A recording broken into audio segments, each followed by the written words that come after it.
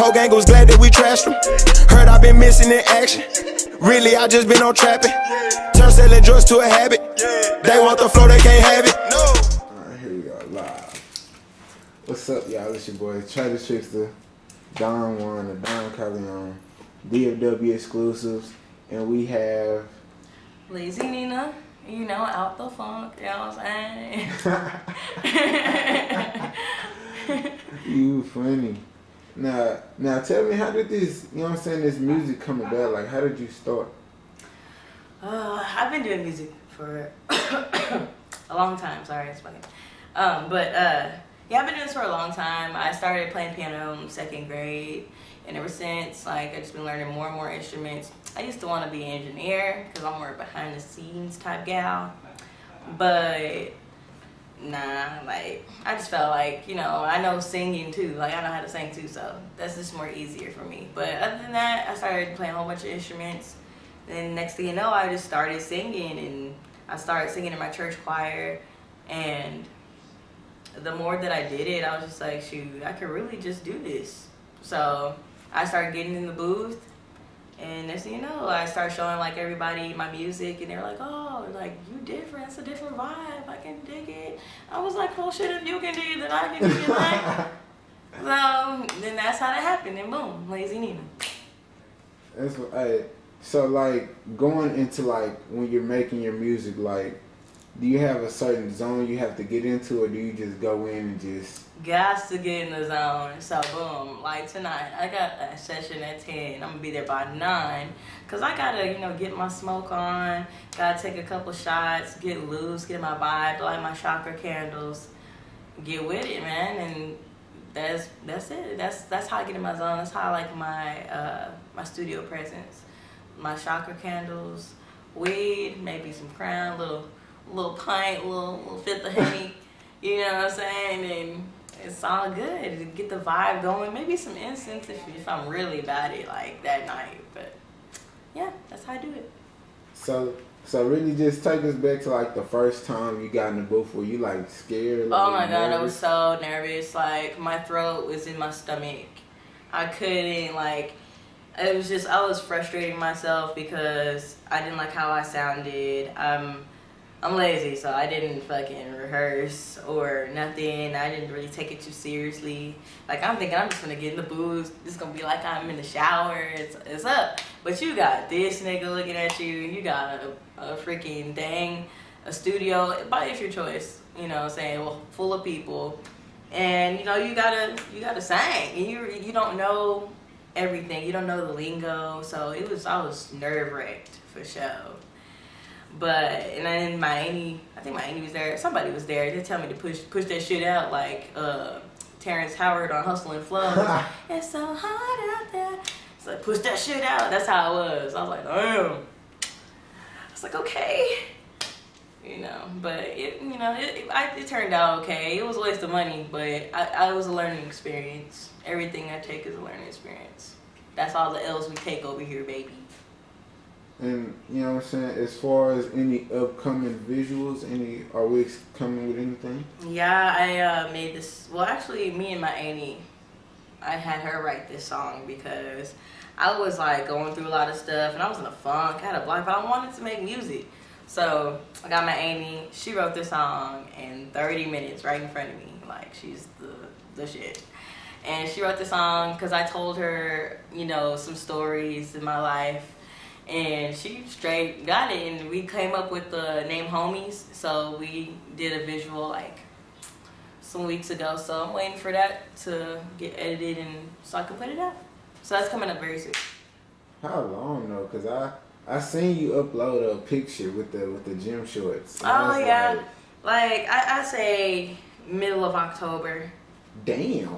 Maybe not even. It just depends on how I feel like when I want to drop. Because you gotta drop it at the right time. You never know who's dropping an album that Friday. You know how this shit works. Like, Young Thug could be dropping October 1st. Y'all really be caring about who drops when instead of just dropping? I do, because in all reality, if my homeboy from the city dropped the mixtape and fucking Brent Fayez or somebody dropped something that night, I would listen to both.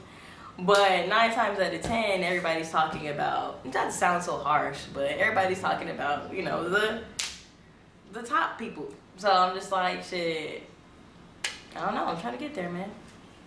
But I see you're a singer. But how do you feel about as far as like the rap scene in Fort Worth right now? Like, what is your outlook on that? The rap scene, ooh, I like it, honestly. I like it, but then I don't like it.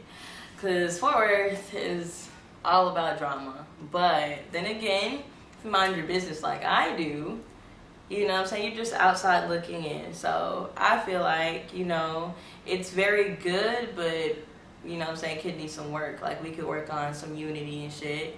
But I really think it's hot. Like, everybody's versatile, everybody's diverse. I can listen to different singers, female rappers. There's Keela Treese, there's Sam Marie. I listen to them. I listen to a lot of people. And then you got your rappers, Slim Body. You got Stretch. You got the whole Top Off. Shoot, Mike Fresh. Like, you got a whole bunch of people. Yeah. And it's diverse, and I love it because it's talent, man. You got talent around up in this bit. Do you feel like we just came together instead of all just like, cause you see how we're all like, everybody's all doing their own thing instead of all just like, hey, let me network with this person, let me do it with this person, instead of they all just, I'm gonna do it by myself. You feel like we just came together and just push that shit? I feel like everybody got their own steez. So, like, you know what I'm saying? Some people might want to work dolo, and some people might want to be unified. But you can't do this by yourself. Like, if you hear a lot of old rappers and stuff, like, I went to this convention in Indianapolis, and I seen Ludacris. And Ludacris is basically saying, Ludacris? like, yeah, Ludacris. I went to go see him. He was in Indianapolis with Rico Love, and they had like this little convention or whatever, and we drove, what was like 8-10 hours, we drove down there to go see it. And basically what he was saying, he started off by himself, pushing his music through the radio station, but he said ultimately you need a team that's gonna, help you get there. And not saying that, all the rappers and everybody just need to, hey, we need to help all of each other, but it would be nice. You get farther. Everybody knows somebody's connections, it's network. So just gotta play this business game. You gotta play it, man. But I feel like it would turn out better if everybody did unify. But I mean, unfortunately, you see people, you know what I'm saying, down left and right. You see, there's so much going on right now. People getting killed. And people gonna do what they want to do. Not even by their own people. It be by the police. Like, right. Like, so what the hell? Like, what do... I don't know, man. Just gotta stay out of the way. I mean, it's all about mentality, man. Like, I've learned as I get older, you know what I'm saying, mentality, your physical, everything, it matters. So, if you, in decisions, like, I've learned to make decisions, the right decisions, because I feel like that's what stops us from being great, making the right decisions. So, I feel like, I don't know, I gotta figure this what I was gonna say. but for real though, yeah, like, I feel as though, despite our atmosphere, we cannot be the product of what's around us. So, you know what I'm saying, it could be killings and stuff, and drugs and fights and gun violence and shit like that, but don't be a product of that. Just don't, you know what I'm saying, be your own legend. And that's what I've learned to be. Stay out the way, get to the bag, mind your business, and everything will just flow. Be right with yourself, be a good human. How do you feel about, like, the police that overstep their boundaries, though, that feel like they go the extra mile, like, and then get away with it? Like, cause they basically got away with it with the Breonna Taylor thing. They basically got away with it. Yeah, I feel like that's really fucked up. It's really fucked up. I feel like us as black people in poverty, like, this shit sucks. And I couldn't give any other, like, any other way that we could stop it. Honestly, protesting clearly isn't working. With the whole Breonna Taylor case, you know, they got their settlement, but so like, what are we protesting for? I have lots of views about stuff because I mean, who in their right mind wouldn't take 12 million? But then again, you know, we're fighting for a bigger purpose, more than money. We're fighting for freedom and for a life that was lost due to police officers. Like, we're literally giving, I feel like the police academy should give some type of mental evaluation if they don't already, because, you know what I'm saying, there's a lot of racists in this world, and I absolutely hate the racism. Like, I feel like that's a mental illness in itself. Like, how do you look at somebody a different color than you and be like, oh, you know, I don't like you, like, you suck. Like, what? Who does that? Like, you see how stupid that sounds? Shit's on dumb as hell. So you can't eat with us because you're black and we're white, so you're wrong. Like, I just feel like that's so stupid. But, you know, one day,